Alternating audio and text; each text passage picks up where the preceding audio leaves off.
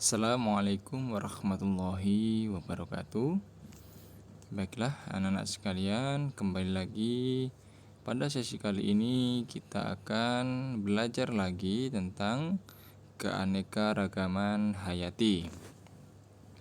Seperti biasanya, sebelum kita memulai pelajaran pada sesi kali ini, marilah kita berdoa terlebih dahulu agar materi yang kita pelajari bermanfaat bagi kehidupan kita.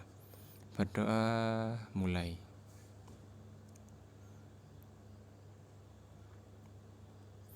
Berdoa selesai. Baik, pada materi kali ini Pak Salim mengambil materi dari ruang guru. Silahkan bagi anak-anak yang ingin melihat materinya bisa klik saja di Google blog ruang guru. Di sana insya Allah akan ada materi yang lebih lengkap. Baik, langsung saja. Pada sesi yang lalu Pak Salim sudah menjelaskan tentang keanekaragaman hayati ya. Jadi keanekaragaman hayati adalah keberagaman makhluk hidup yang didasarkan pada ciri-ciri yang diketahui melalui observasi atau pengamatan. Apa yang menyebabkan flora dan fauna di setiap negara itu berbeda-beda? Jadi, persebaran berbagai macam flora dan fauna di dunia itu dipengaruhi oleh beberapa faktor, di antaranya iklim, vegetasi, interaksi dengan organisme lain, dan barrier fisik. Iklim berdasarkan letak garis lintang, bumi terbagi menjadi beberapa iklim, di antaranya tropik, subtropik, arktik atau dingin, dan subarktik, peralihan antara subtropik dan arktik. Vegetasi, kumpulan beberapa jenis tumbuhan yang hidup dalam suatu ekosistem. Sedangkan interaksi dengan organisme lain, contohnya perkawinan silang antara dua organisme yang memiliki ras atau varietas berbeda akan menghasilkan organisme yang dengan varietas baru. Barrier atau penghambat fisik seperti pegunungan, sungai, laut, atau gurun. Jadi kali ini kita akan mengetahui keanekaragaman hayati yang ada di dunia meliputi berbagai macam flora dan fauna, serta persebarannya. Persebaran flora di dunia. Persebaran flora di dunia dapat dilihat dari keberadaan biomanya.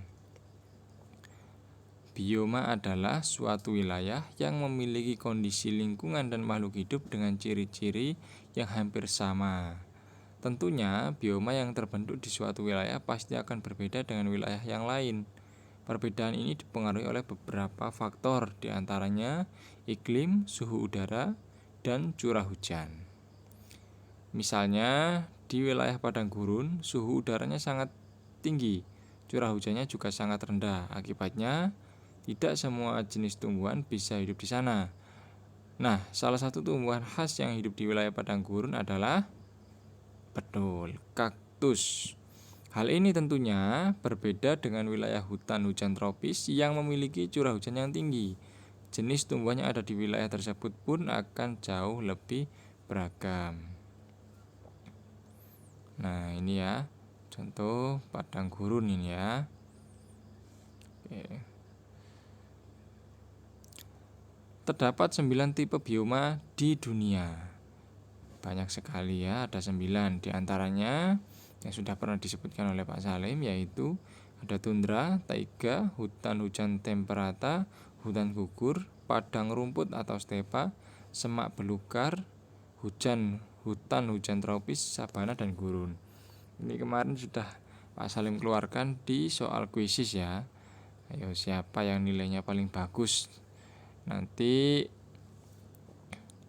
besok sesi selanjutnya akan Pak Salim beritahukan nilainya, insya Allah. Nah, ini ya jenis-jenis bioma tadi. Kita akan membahas 5 dulu ya. Tundra. Bioma tundra terdapat di kutub utara atau Arktik dan meliputi wilayah Kanada, Siberia, Rusia, dan Finlandia. Bioma tundra memiliki ciri-ciri sebagai berikut. Nah, 1. Musim dingin yang panjang kurang lebih 9 bulan. Jadi di bioma tundra itu musim dinginnya panjang sekali. Lalu dataran tanpa pohon. Jadi di sana itu tidak ada pepohonan. Lalu suhunya antara minus 30 derajat Celcius sampai minus 10 derajat Celcius. Bayangkan. Jadi kondisinya itu sangat beku di sana ya. Memiliki curah hujan rendah 40-75 cm per tahun.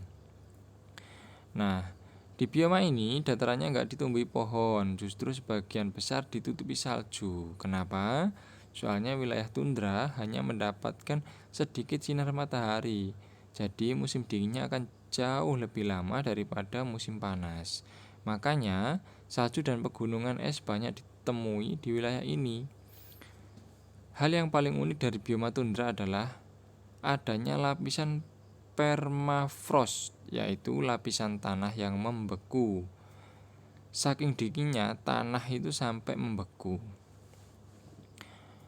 Meskipun bioma tundra gak ditumbuhi pohon, tapi masih ada beberapa jenis flora yang tumbuh di sana. Tanaman yang mendominasi wilayah ini antara lain lumut serta tumbuhan berbunga kecil seperti Saxifraga dan bilberry. Nah, tanaman tersebut dapat tumbuh di suhu yang sangat ekstrim karena memiliki kemampuan untuk dorman atau inaktif di musim dingin dan berkecambah aktif kembali di musim panas. Jadi saat musim dingin, tanaman-tanaman ini akan tidur karena nggak bisa memperoleh cahaya matahari yang cukup dan sesuai untuk pertumbuhan. Coba nanti di browsing ya, tanaman yang bisa hidup di bioma tundra. Nanti browsing gambarnya seperti apa, tanaman jenisnya apa aja biar kalian tahu ya. Lalu ada taiga. Bioma ini terdapat di tengah-tengah bioma tundra dan hutan temperata, yaitu meliputi wilayah Skandinavia, Rusia, Siberia, Alaska, dan Kanada. Jadi bukan di Indonesia ya.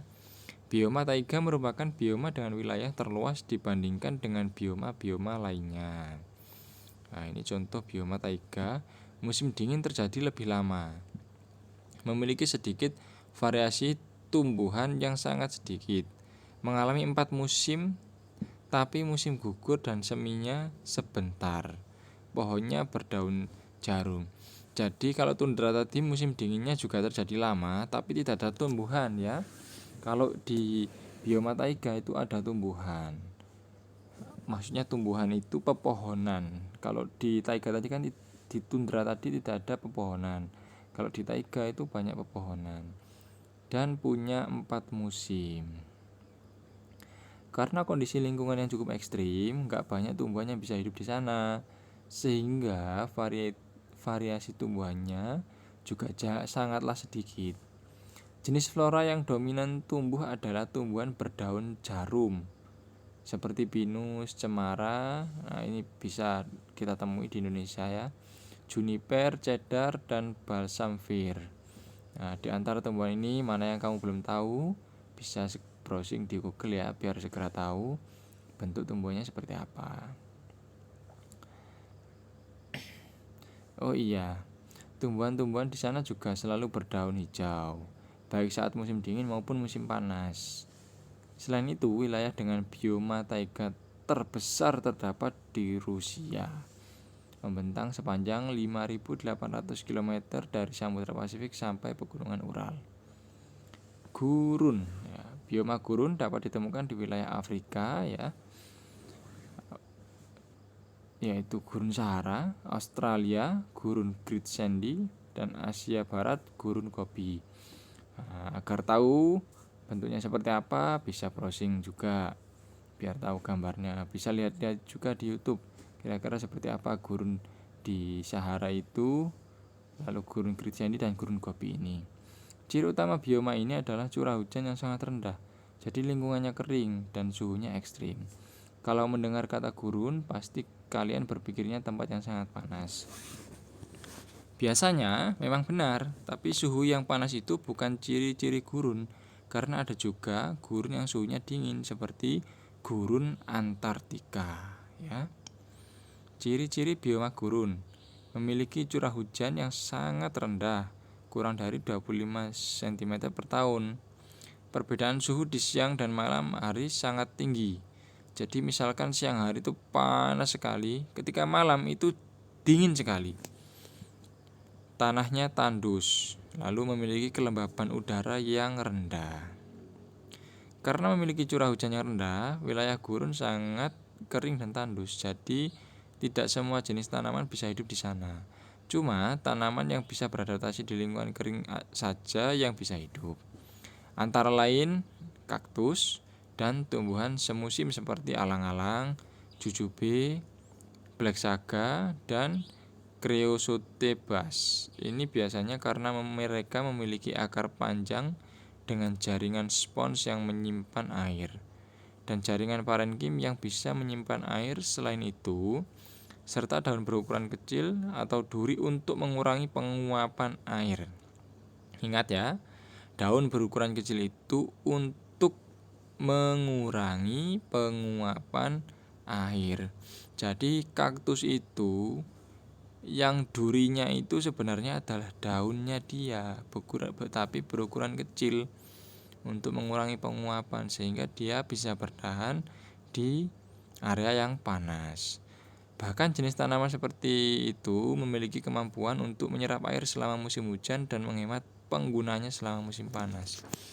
Jadi tumbuhan kaktus itu pada dasarnya dapat menyerap air lebih banyak dari tumbuhan lain dan dia bisa menyimpannya lebih lama.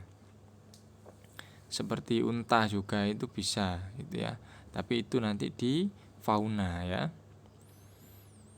Padang rumput atau stepa. Bioma padang rumput stepa dapat ditemukan di wilayah Tiongkok bagian utara, Asia bagian tengah, dan Amerika Utara bagian barat.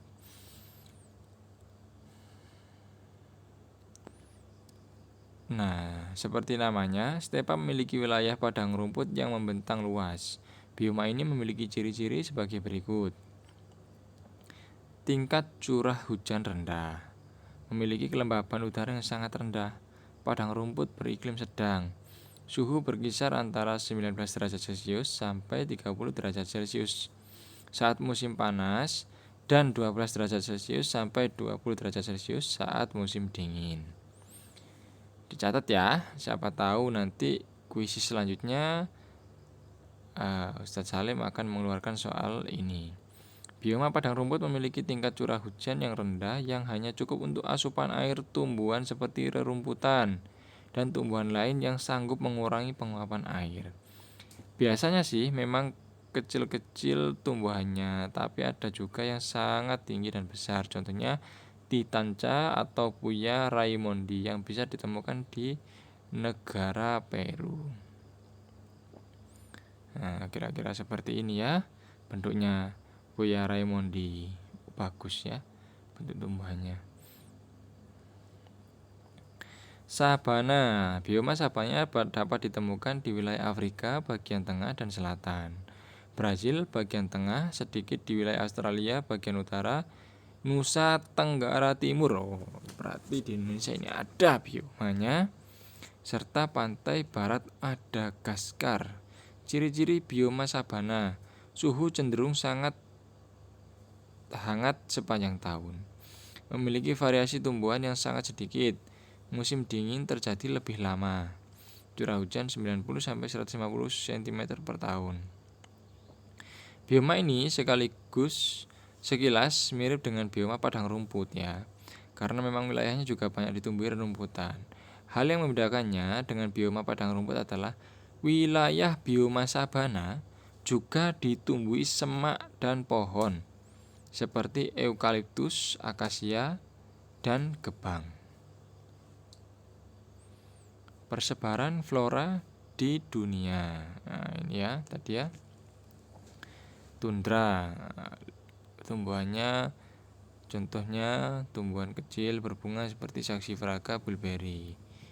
wilayahnya itu tadi ya. Habis ini bisa dicatat, siapa tahu nanti Ustadz Salim keluarkan ketika UTS atau kuis.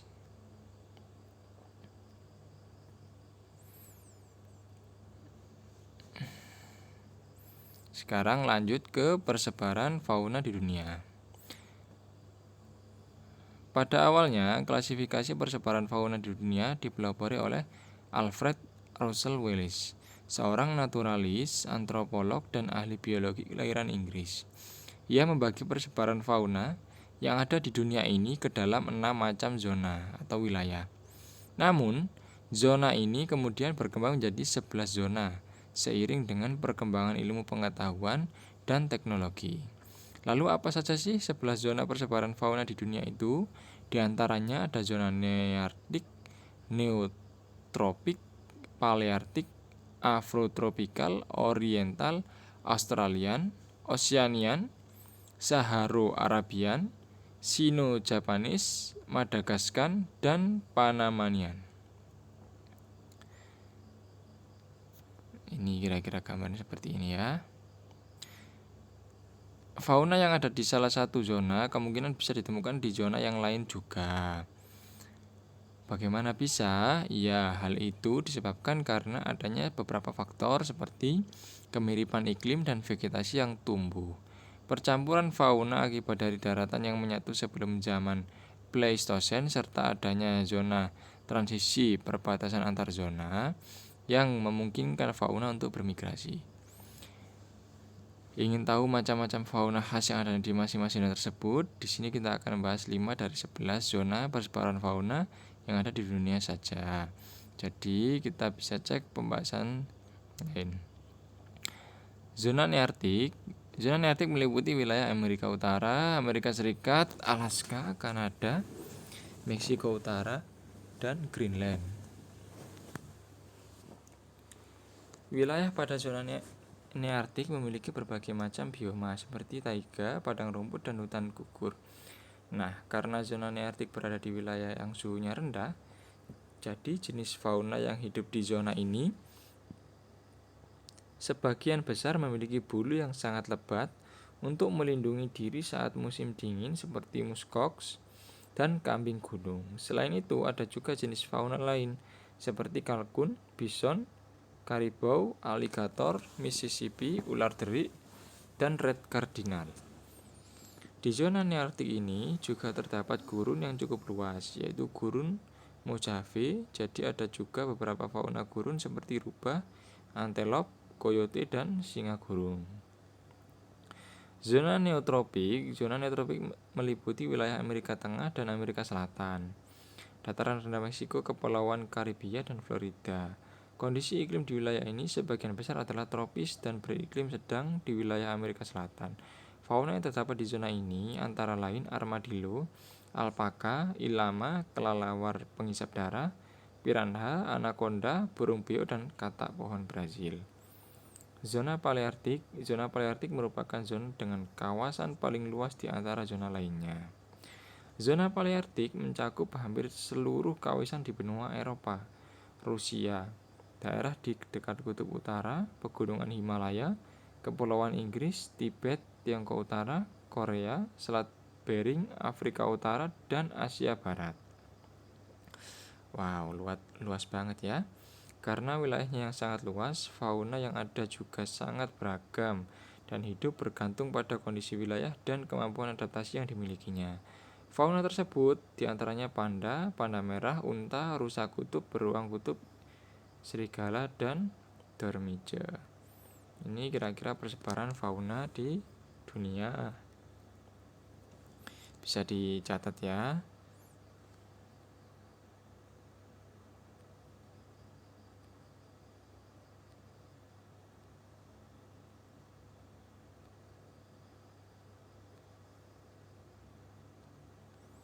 Nah, ini ada ocean. Faunanya ada lumba-lumba Hector, wilayahnya sejumlah kepulauan di Samudra Pasifik dan sekitarnya. Ada Sahara Arabian, itu faunanya ada unta. Kira-kira seperti itu, wilayahnya di Gurun Sahara dan sekitarnya. Di es ASEAN atau Sino-Japanese ada salamander.